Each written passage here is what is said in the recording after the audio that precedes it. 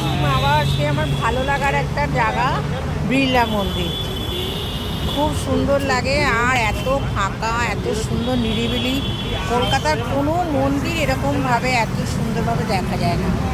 বারবার আসতে ইচ্ছা করে। আজকে আবার চলে এসেছি, সঙ্গে দুই ননদিনী, সঙ্গে দুই রায়বাগিনী।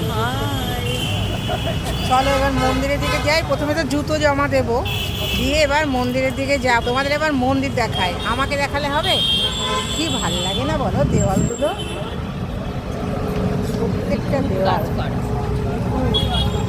আর এত পরিষ্কার বিড়লা মন্দিরটা, আমার এই জন্য বেশি ভালো লাগে। চলো, এই যে যথারীতি মন্দিরের সামনে এসে গেছি।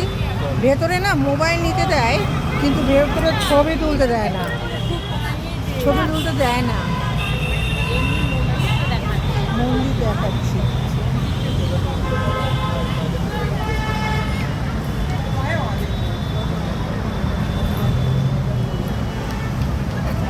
এমনি খুবই ভালো লাগে। এখানে এসেছিলাম তো, ঢুকলাম। মন্দিরটা মানে আমি বলতে পারি কলকাতা কেন, আমি যত জায়গায় গেছি মানে বিনা ভিড়ে, বিনা ঠেলাঠেলিতে, বিনা অ্যাডমিশন ফিস, এত সুন্দরভাবে মন্দির কোথাও দেখা যায় না বিড়লা মন্দির ছাড়া।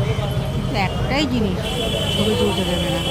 নেবে এসে তাই এখন একটু ভিডিও করছে। এই দেখো রায়বাগিনী একজন, এই একজন রায়বাগিনী ছবি ভিডিও করছি। এবার একটু মন্দিরের ছবি দেখাই। হ্যাঁ, কেন মন্দিরের ছবি এইখানে ছাড়া দেখানো যাবে না, আর যেটা বারণ করেছি আমি চেষ্টাও করি না কোনোদিনও। হ্যাঁ, দাঁড়াও তোমাদেরকে দেখাই। এই দেখো, খুব কাছ থেকে তুললাম, খুব কাছ থেকে তুললাম, যতটা কাছ থেকে সম্ভব নিলাম, কিন্তু বেশি কাছ থেকে নেওয়া যাবে না। হ্যাঁ, যখন বারণ। বেরিয়ে যাচ্ছি মন্দির থেকে। এই যে ভাল লাগলো খুব, যতবারই আসি প্রত্যেকবারই এক্সপিরিয়েন্স খুব সুন্দর। আর এত মেনটেন না, ভীষণ মেনটেন করে এরা।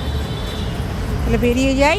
হ্যাঁ, এখনই ওখান থেকে বিড়লা মন্দির, এই যে বিড়লা মন্দির, ওখান থেকে বেরিয়ে এলাম তো, এসে পাশে একটা ভেলপুরি, এখন এই ভেলপুরি খাবো।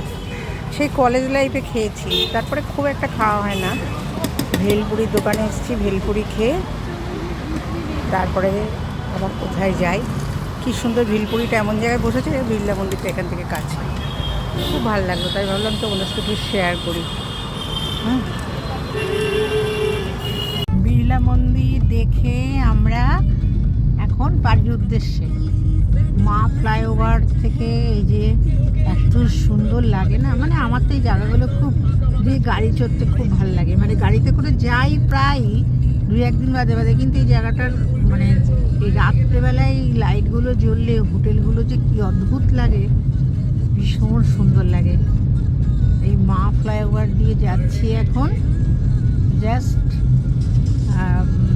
এইখানে যে কাছে কাছে যে 5 স্টার হোটেলগুলো আছে ওগুলো দেখতে দেখতে যাচ্ছি।